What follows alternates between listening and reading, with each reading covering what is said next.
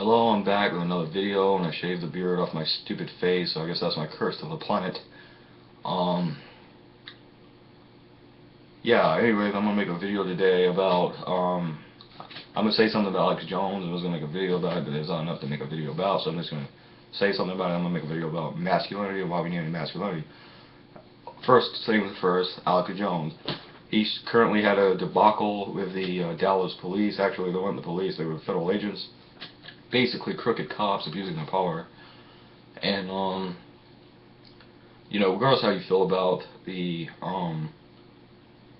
JFK assassination, because he was protesting the JFK memorial, I no longer believe there was a government conspiracy. At first I thought it just fit their script so perfectly that it was the Soviets, because they were blaming everything on the Soviets, and it was just like the first thing you would think, oh well, it's the Soviets, oh, of course they did it, It just seemed too obvious and too simple and too one-dimensional to me. It was too straight to the point. But the point is, but I don't think that no more. I mean, they explain, and they also, Kennedy was the best friends of the Soviets in the United States. They had the KGB. That was their intelligence agency. It's one of the best intelligence agencies ever, arguably better than the CIA. So, America's CIA. So, I mean, you would think that, they had this agency of their intelligence agency of theirs had any intelligence. They know JFK was the only thing standing between them and on out straight up war, nuclear war with the United States, and that he was trying to prevent war in Vietnam, which was sort of an supposedly an anti-communist sort of venture or whatever war. Let's put it war intervention. So yeah, I don't see why he would turn on. I don't see why they would shoot Kennedy, but that's not the point. I believe the government story now because they explain it and it seemed to make sense. I've suggested that his wife might have had something to do with it, but I no longer think that's the case. Because it showed her shooting him, it looked like, and then she put something behind the car seat and belled.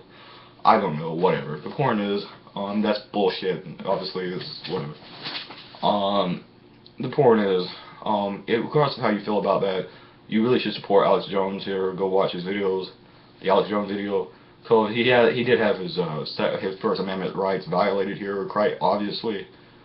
He had a court order to be there. The police were allowing him. The federal agents totally went past their jurisdiction and prevented him from doing so. They violated court order. It was illegal. The local police's authority in a court order, it was illegal. And it's his constitutional First Amendment right anyways. He shouldn't even have to have it. So watch that. I shit on him a lot, but he does do a lot of good. So watch Alex Jones. Back to what I was saying. I think we need a new masculinity. I think that the feminists in the 1950s, 1960s, they took something that was outdated, almost backwards, no longer needed, unnecessary, and they turned it into something that was almost empowering, that was necessary, that was current, modern, progressive, and that you got the modern concept of femininity. You get a lot of women wearing pants, scantily clad clothing, sometimes short hair, and that's more the new feminine. The kind of Katy Perry feminine. I mean, that's kind of what came out of that.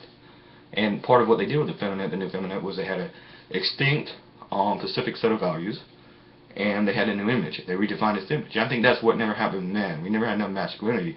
We can talk about feminists and how corrupt they are, and they have become very corrupt. But if we don't change ourselves, it's an old Gnostic concept.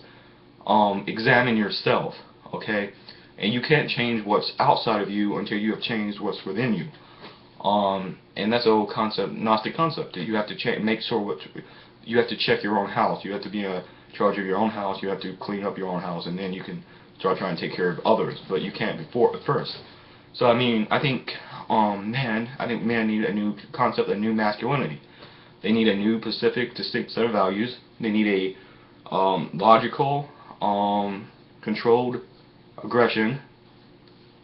I think that we need a new image. We need a new image, and I think that that should be the new masculinity. I think, it's like, so that should be the new masculinity. We need to redefine ourselves the way the feminists redefined themselves in the 1950s, 1960s. So that should be the new man, the new masculine, and what we should be doing now. Here's a metaphor. There's a guy, controlled, logical, controlled aggression. One guy has a knife, You have olive branch. You're willing to forget that he tried to stab you and make peace. You won't kill him. You won't put him in jail, but he can't stab you. He still has a knife, so you have a hammerhead behind you. So if he tries to stab you again, you hit him in the head with a hammer. It's not your first move, but you can be aggressive if you have to be.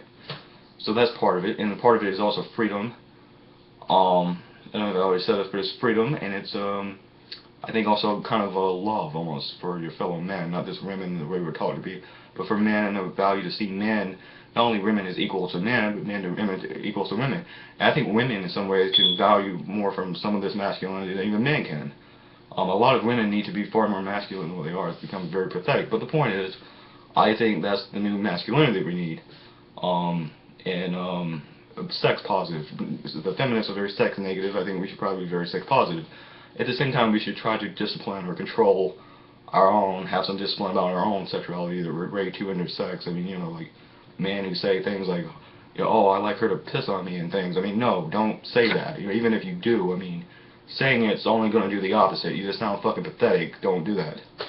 And that's my opinion. But I think mainly freedom, independence, individuality, and that should be what masculinity is. Not I'm a stair-worded up, 7-foot tall asshole, and I mean that's not what masculinity is or what it should be. So we need to redefine masculinity, and that's it. I think we need a new image, kind of like a